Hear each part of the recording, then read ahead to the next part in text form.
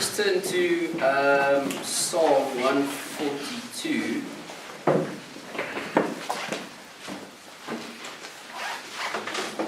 And then you can keep a place in 1 Samuel 1, chapter 22 as well.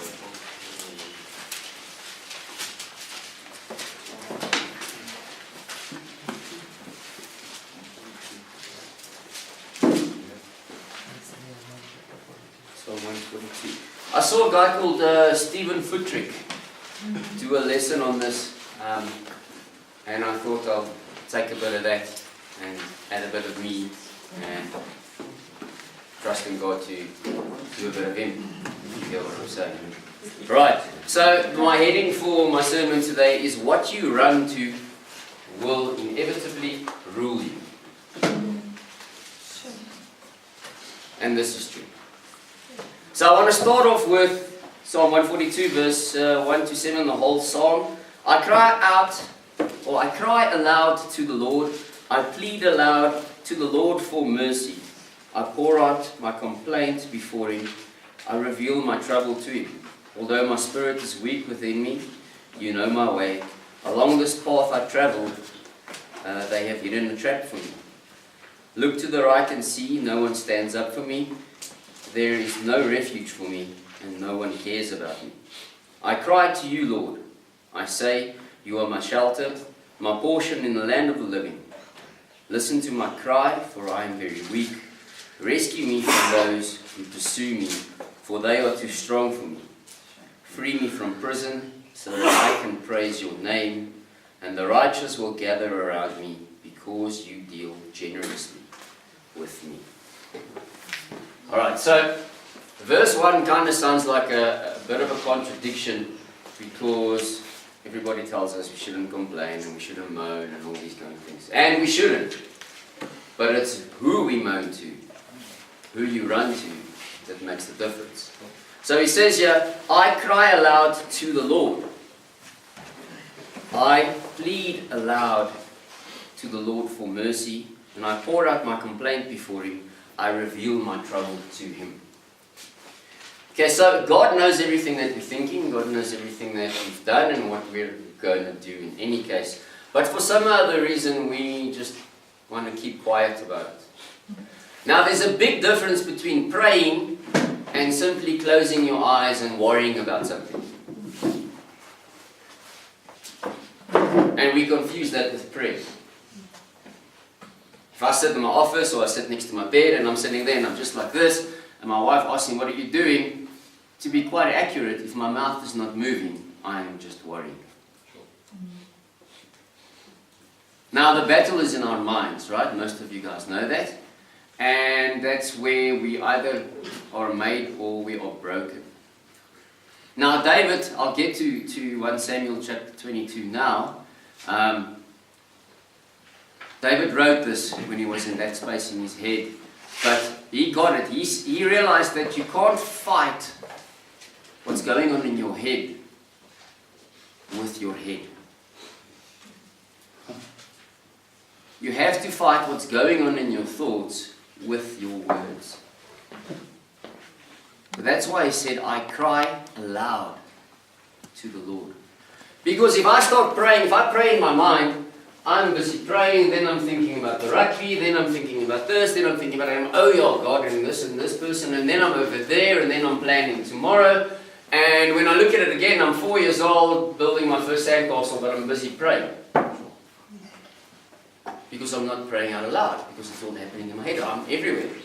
And, okay, look, if you're stuck in my mind, you'd be quite fit. It's very active. So I kind of have to pray aloud to be focused. But I can't talk to you and be thinking of something else if I keep quiet. If you get what I'm saying. So if I'm distracted, my mouth stops moving. So here's a lesson for us how to combat whatever's going on in our head. Is let's speak about it to God. Pray aloud. Anyways, turn to 1 Samuel chapter 22. This is the backstory of David writing this song. So it starts off with, from verse 1, So David left Gath and took refuge in the cave of Adullam. So I've spoken about this before. So I'll just give you guys a quick rundown of it. David is anointed to be king. You guys heard of David?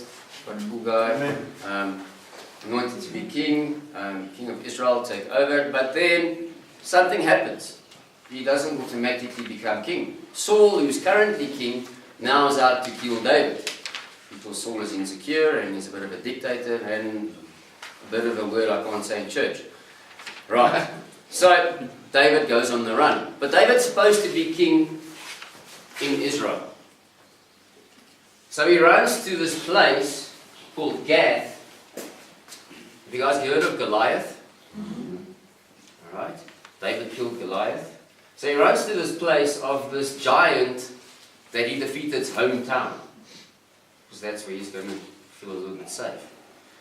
Alright, so he doesn't fit in over here, where he's supposed to be. But he also doesn't really fit in here because he goes to Gath, everybody knows David. You get what I'm saying? He's well recognized. He's walking around with Goliath's sword as well. So they recognize this guy. Have you guys ever felt that you don't fit in over here or you fit in over there? Right, so eventually he runs to the cave of Adullam because it gives him some safety. So it gives him safety, but it gives him no freedom. Kind of like addiction, right? Kind of like our thought patterns and our behaviors, our attitudes. So he runs to this cave, which gives him safety, but at the same time, it's captivity. So who he is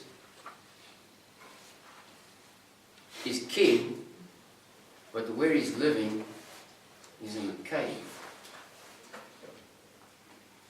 Now we as people get stuck there. I call it our cultures that we live by, right? You've either got a culture of winning or a culture of losing.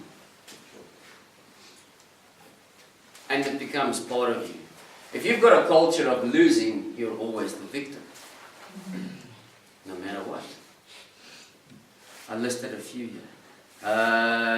Very good at fault finding. Great at excuses. Blame others. Lazy. Unreliable. And don't complete what you start. You complain. That is evident of a culture of losing. Now a culture of winning is the complete opposite, obviously, right? You guys ever seen Talladega Nights? If you ain't first, you last. I mean, kind of like that. If you don't have a culture of winning, you have one of losing. Alright, so a culture of winning is you're focused, hardworking, responsible. Check this word, guys. Reliable.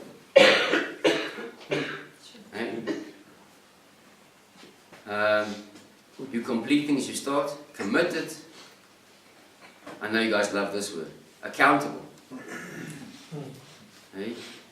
And what about consistency?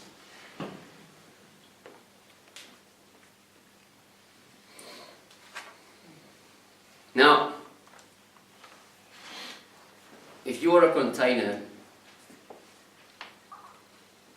and you are full of stuff, you're either full of negative or positive stuff. That's what life is about. So if you 70, 80, maybe even 90% full of negative stuff, the blame is on you because you are the container. If I'm 70% negative, I cannot stay and look at everything outside of me, and that's the reason why I'm full of negativity. I control my container. You see, the reason why the heading is what you run to will rule you is because it's so much more than just addiction. As soon as I don't get my way, I run to negativity because I feel like I'm taking charge of something. Eventually negativity becomes who I am. I know people who are just addicted to drama and negativity. No matter, it could be the best day in the world, they'll find something wrong because nothing can be right. Because it's where they feel safe. It's their cave. It's their refuge.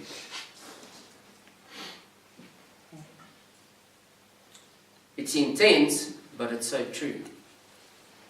What are you giving space to in your life? What is the easiest thing you fill yourself with? Positive or negative things? As soon as I don't get my way, it's, to be real, it's so much easier to fill myself with negative things than positive things. Because it takes a little bit more effort to find the positive and the good in life. So if I don't want to apply effort in keeping my container full, I'll just automatically fill it with negativity.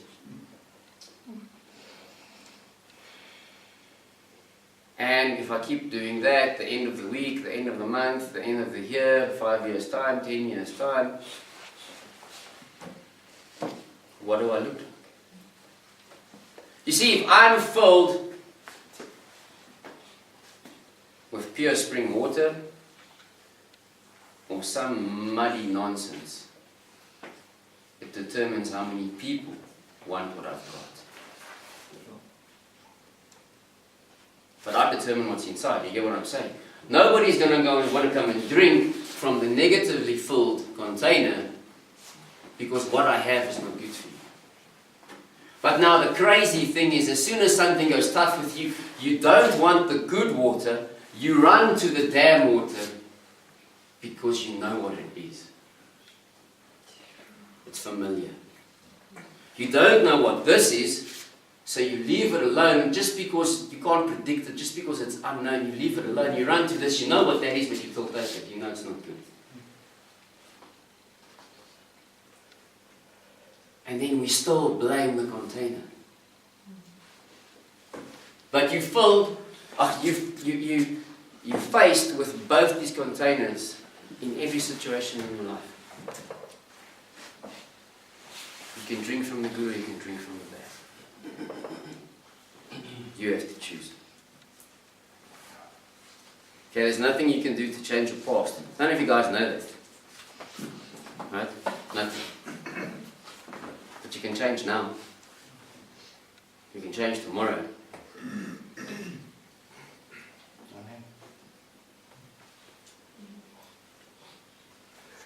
What's keeping you from changing it? Unknown? Do you really know what it feels like to be different? You're going to feel like you don't fit in. You see, David is supposed to be in Israel, but he's stuck in the cave over there, but he has to come and take over Israel, but he had to have a cave experience so that he could meet the people and become the king he's supposed to be. You know what I mean? He had to be over here, I'm going to say it in bitch and moan, or what? Cry out to God, focus and complain and realize that God's his refuge and his strength so that he could be the man he's supposed to be over here.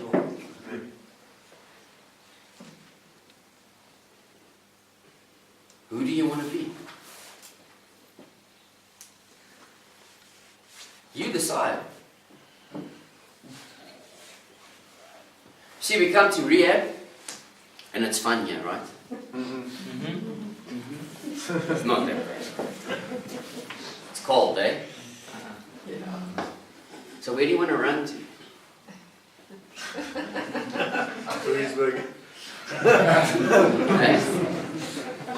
You know, some of us come from nice places. We've even got underfloor heating at home and stuff, you know.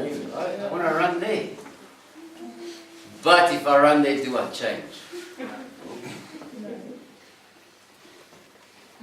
You could just have a fancy gold-plated container, but inside it's still damn water. Right? Yeah.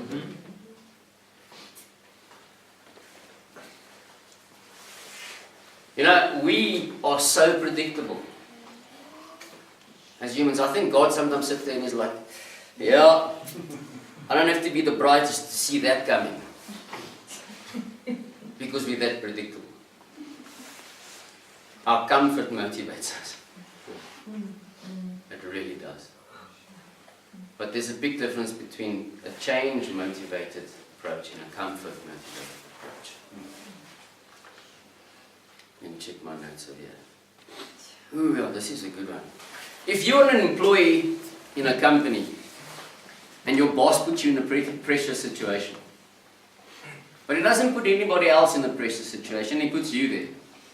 How do you usually respond? Everybody else does nothing and they keep asking me and and we know how that goes. It's unfair. Guess what? You end up doing it in any case. Because you want the salary at the end of the month, right? Cool. Or you could say, you know what? This is an opportunity for me to do the best I can. And it's not such a big mission because you're going to have to do it in any case or find another job, right? Have you ever thought that I ask Jock to do a lot of things because I believe he's reliable? I know it pisses him off because sometimes he thinks, why can't Charlie do it or Dirkie do it? But I do the same with, you get what I'm saying? Depending on what the task is, I know I can rely on. But you know why I ask them? Because I believe they can do it. Now here's the funny thing, right? You will never know how your attitude in a simple little task like that can influence your future. Because if I have somebody and I ask them to do something and all they do is moan and complain about it and I have to start a new venture, that's the last person I'm taking with me. But the person who's been doing the thing faithfully the whole time, I might consider taking with me, if you get what I'm saying. Or if I have a bonus or I have something I want to share with somebody, the last person I'm going to share it with is the negative person. But you never know that in that. So check your heart, man.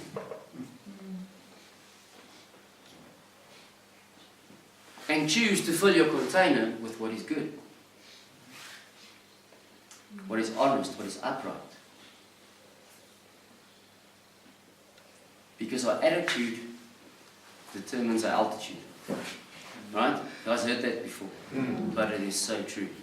I want to carry on over here. Have you people noticed that we focus so much on what happens from the neck down? Like I can do a lot of push-ups. I can do a lot of pull-ups. Do squats and sit-ups and all these kind of things, and I can eat healthy and all these kind of things, but can I control my thoughts? So what's the first thing I do when I wake up in the morning? I'm going to do this workout today, or yes, I'm going to focus on these thoughts today. I'm going to bless this person, I'm going to help that. You're so focused on the neck down, you forget about this, but this rules everything.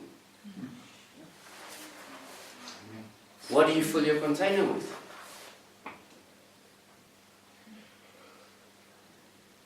If I'm thirsty and this bottle of water is empty, it's just rubbish standing on the table. It's not even Bon Aqua. It's Bars water. Tastes the same, I think. I haven't had Bon Aqua in a long time. Because it doesn't matter because I'm after the contents. Right. So back to David, right? Sorry, I digressed a little bit. David's on the run from Saul, Super Saul, and he's hiding in Goliath's hometown, which is also not safe. And then he runs to this cave called Adullam, and when he gets there, he writes Psalm 142. And I think it's verse 3. This might make some people cry. Where is it?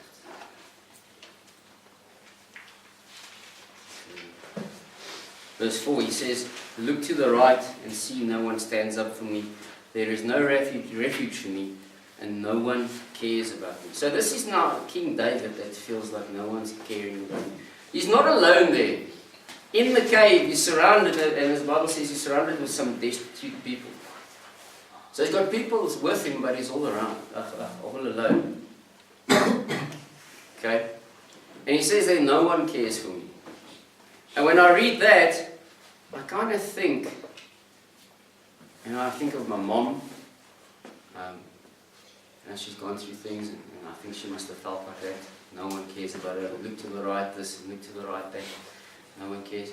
And then I also identified with her, and I was like, man, I kind of feel like that as well sometimes.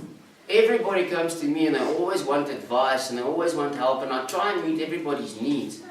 But when last has somebody tried to meet mine? Because human nature is such a selfish thing. As long as our needs can be met, we don't. And I'm not saying you guys must meet my needs. Please, God is my refuge and my strength. But I do feel like that sometimes. And sometimes when somebody comes to me and says, I've run out of this and I need that, I need this, I want to be like, man, shut up, I've also got the same stuff. Sometimes I want somebody to say to me, how's it going? But how's it like really going? Anything I can do you? Anything I can help you with? Anything I can do for you? So I can identify with where David's at. But I've realized in my life to run to the right place. The thing is, it's an awesome thing. If people keep coming to you for something, it means your container is full with the right things. You get what I'm saying? If people are avoiding you and leaving you alone, I suggest you check out your contacts. Sure. Because it might be a reflection of something that needs to change. Okay, so David ran to that cave because he felt safe.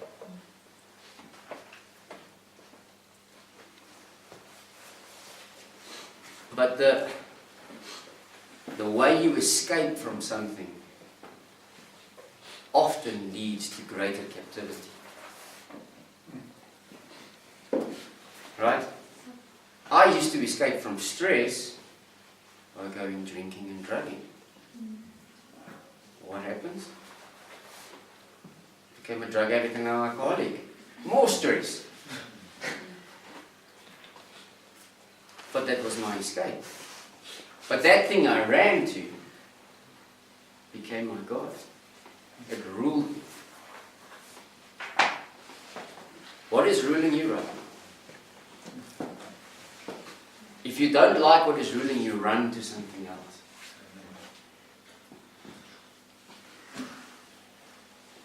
I would suggest Jesus is pretty cool.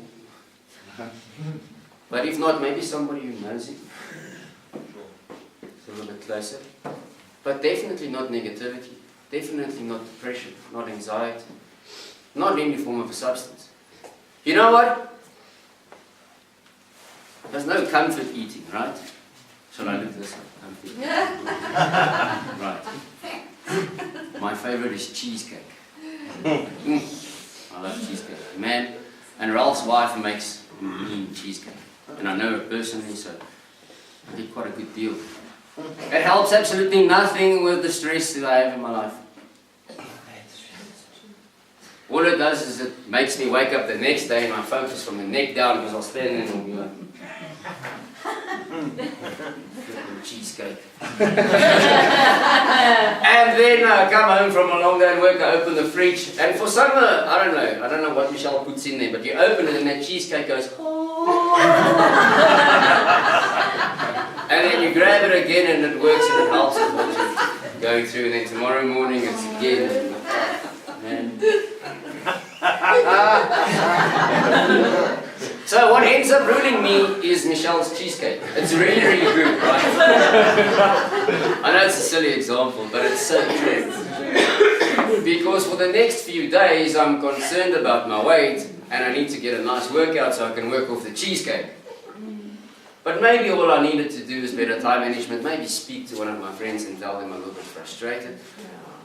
Something. Stop opening the fridge. Stop opening the fridge. Maybe I should cut down on the caffeine and I won't be so stressed out, you know what I mean? I've tried decaf. Decaf really sucks, guys. Yeah. Anyways, that's neither here nor there. You see, the place David escaped to trapped him. He had to get out of the cave to become a king. And that's uncomfortable. So please don't take what I'm saying now and do this. Okay, Lourens said I can leave because I'm trapped here at Jericho. That's not what I'm saying. Please. Okay.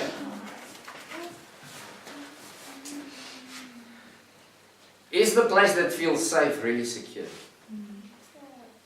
That's the question you have to ask yourself. Sorry, right? So in essence, what you're saying is we're all a bunch of muddy, water-filled containers sitting in a cave while our kingdom's waiting for us to come back and rule. Something like that, but I'm not saying you're in muddy water. No. I'm saying that you have somebody that can fill your container.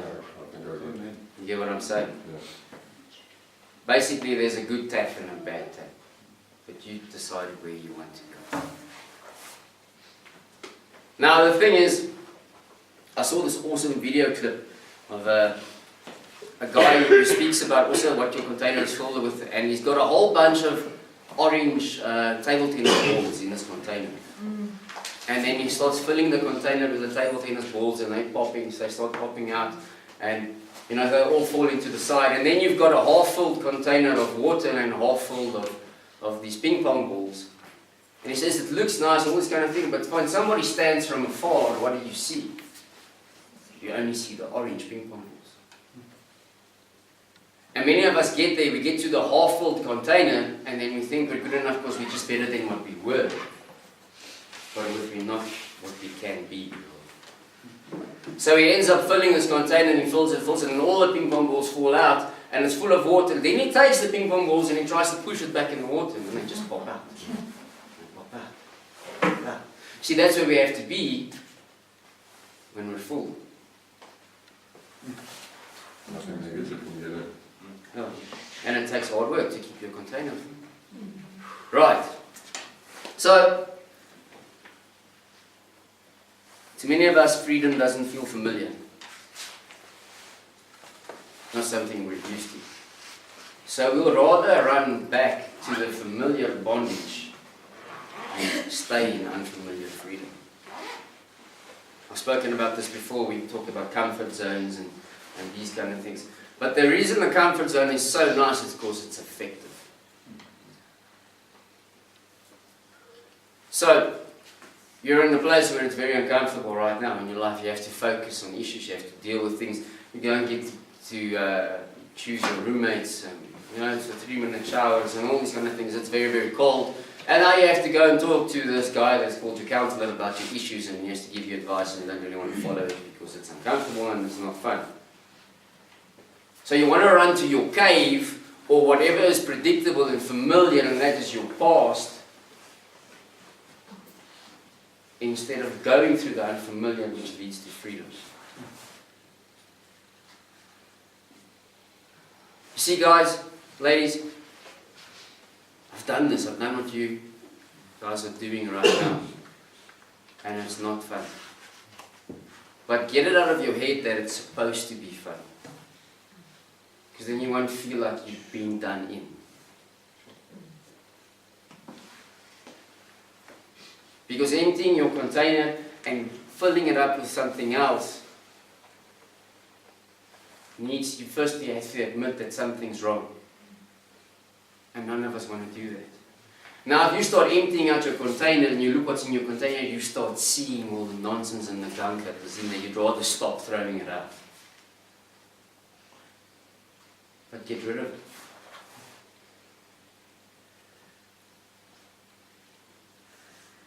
I say this many, many times. People will come to me and they'll say, oh, this and that's wrong, and can we fix this and can we fix that? It's going to sound heavy, but it's true. Your comfort is not my responsibility. Amen. Your growth is. You get what I'm saying? So I won't on purposely make you uncomfortable, but I'm just saying I can't organise you 5-minute showers and a luxury shower because it's not going to benefit you any much more than what the 3 minutes are in crappy showers. Right. Having Roman's pizza every Sunday is not going to benefit you more than, what's my favourite meal? Tomato basil every Sunday. Because that's once again the neck down. I think I'm missing something. Let's go to verse 4 and 5 in 1 Samuel 22.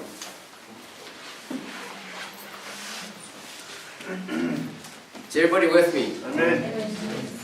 Okay, not falling asleep yet. You guys want to run to your cave of smoking section? Sorry, I didn't mean that. Can you edit that one? Okay. Verse 4 and 5 says, hey guys there, can I read? Yes. So he left them in the care of the king. Now he leaves his parents there. In the care of the king. And they stayed with him the whole time David was in the stronghold. Now that's the thing, is the stronghold. Then the prophet Gad said to David, don't stay in the stronghold. Leave and return to the land of Judah. Now the stronghold was the cave, or his mindset, or his behavior, or his attitude, his addiction, his frustrations, whatever it may be was his stronghold. Now Gad says to David, leave that stronghold and go back to Judah. So now he says, leave there where you're not supposed to be, go to where you're supposed to be, even though you're wanted there. You get what I'm saying? Now Judah is defined, I don't know if you guys know that, as praise. The word literally means praise. So he says, leave your stronghold and go to praise. Go to Judah. Stop complaining about the cave and who you're surrounded with and now everything sucks in life, and start seeing the good. Go to Judah, start praising so that you can be who you're supposed to be. I can tell you right now, and I know this for a fact, and I don't know everybody all that well, but you complain way more than you praise.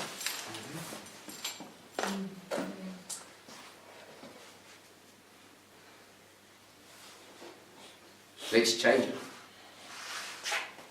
Let's praise more than we complain. Because at the end of the day, it doesn't matter how long, how comfortable, how uncomfortable, how quick you get home, who's with you, who's not with you. Those things don't matter. If you're stuck in a stronghold, stuck in a cave, and the thing that you're running to is determining who you are.